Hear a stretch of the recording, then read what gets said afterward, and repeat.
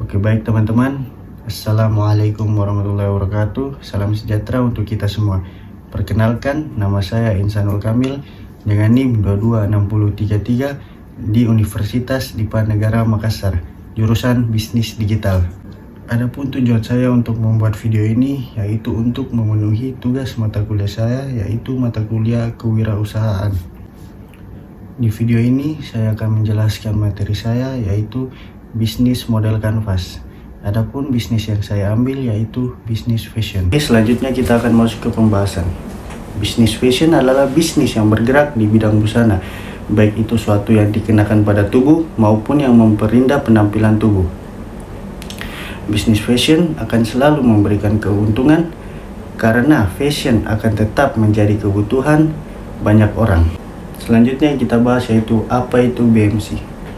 BMC merupakan singkatan dari bisnis model kanvas. BMC ini adalah salah satu model rancangan bisnis yang menjelaskan tentang tujuan modal dan upaya untuk mencapai tujuan yang diinginkan. Strategi ini juga sangat efektif untuk meminimalisir semua kesalahan-kesalahan serta resiko yang sudah ditangkap sejak awal. Bisnis kanvas ini terbagi menjadi 9 elemen. Yang pertama, customer segmentation. Yang kedua, customer relationship. Yang ketiga, channel. Yang keempat, value proposition. Yang kelima, key activists. Yang keenam, key ratio. Yang ketujuh, key partners. Yang ke-8, cost structure. Yang ke-9, revenue streams. Selanjutnya kita akan bahas satu persatu dari 9 elemen tersebut. Yang pertama, customer segmentation. Target pasar dalam customer segmentation ini adalah kalangan muda-mudi, baik laki-laki maupun perempuan yang berusia di atas 17 tahun yang ingin berpenampilan bagus dan menarik. Yang kedua, customer relationship. Perusahaan toko baju atau fashion ini dilakukan dengan memberikan diskon dan informasi produk terbaru melalui media sosial. Penjualan produk fashion ini dilakukan secara offline ataupun online. Yang ketiga, channel. Channel yang digunakan untuk menginformasikan value propositionnya melalui beberapa koneksi seperti satu, media sosial yaitu Instagram, Facebook maupun TikTok. Dua, customer ke customer lainnya. Yang keempat, value proposition. Satu, kualitas bahan yang nyaman dipakai. Dua, bahan baku yang tidak mudah rusak. 3. Model fashion yang terus diperbarui atau up to date. 4. Kenyamanan tempat belanja. 5. Harga menengah. 6. Pelayanan yang ramah dan mengedepankan pelanggan. Kelima, key activities. Key activities adalah aktivitas wajib yang dilakukan yaitu membeli baju atau fashion kekinian yang dipajang di toko serta yang dipromosikan melalui media sosial. Contohnya, 1. Quality control. 2. Penataan. 3. Marketing. Dan keempat adalah accounting financing. Keenam, key ratio. Sumber daya utama dimulai dari tempat usaha, karyawan, dan sumber modal. Sedangkan pengelolaan keuangan masih dicatat dan diatur oleh pemilik toko baju secara manual. Seperti 1. Distributor pakaian berkualitas terbaik. Ketujuh, key partners. Pihak-pihak yang diajak kerjasama dalam supplier baju yang memproduksi baju sendiri dan pengiriman barang menggunakan jasa transportasi online. 1. Distributor pakaian. 2. Alat pendukung usaha. 3. Bank untuk penunjangan pembayaran. 8. Cost structure. Pengusaha bisa melihat total biaya yang harus dikeluarkan yang memungkinkan bisnisnya berjalan.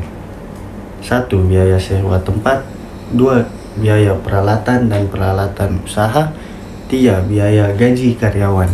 Yang terakhir, ke-9 yaitu revenue stream. Revenue stream membicara tentang pemasukan dari suatu bisnis. 1. Keuntungan dari penjualan pakaian.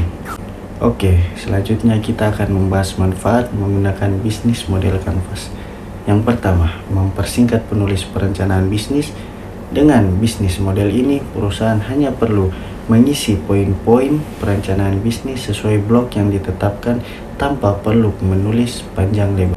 Yang kedua, meningkatkan fokus. perusahaan terhadap poin penting perencanaan bisnis. BMC memfokuskan bisnis pada elemen strategis paling penting dan akan memiliki dampak terbesar pada mendorong pertumbuhan untuk membantu pemahaman dengan dapat melihat gambaran keseluruhan bisnis. Yang ketiga, mengurangi resiko kekeliruan dalam eksekusi bisnis. Ketika pelaku bisnis melakukan eksekusi bisnis, mereka dapat menjadikan bisnis model kanvas akan menjadi panduan perusahaan untuk menjalin eksekusi bisnis berdasarkan poin yang telah dirancang sebelumnya. Dengan demikian, perusahaan pun dapat mengurangi risiko kekeliruan dalam eksekusi bisnis. Oke, selanjutnya kita akan membahas poin terakhir dalam materi saya ini, yaitu kelebihan dan kekurangan dari bisnis fashion. Yang pertama, kita akan membahas kelebihannya terlebih dahulu. Kelebihan bisnis fashion yaitu 1. Produk tidak dapat expire. Yang kedua, bisa di mana saja, kapan saja tanpa harus punya toko offline. Yang ketiga, tidak masalah dengan perindustrian karena bahan tidak fragile. Yang keempat, peminat yang banyak. Dan yang kelima, untuk menyalurkan hobi sangatlah nyaman dan enak. Dan selanjutnya kita akan membahas kekurangan dari bisnis fashion, yaitu 1.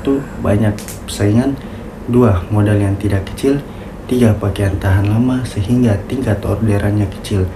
Yang keempat, harus sering update tren fashion. Yang kelima, biaya marketing bisa menjadi besar kalau mau informasi bisnismu menjadi luas. Oke, sampai di sini saja materi yang saya berikan. Mungkin kurang dan lebihnya mohon dimaafkan.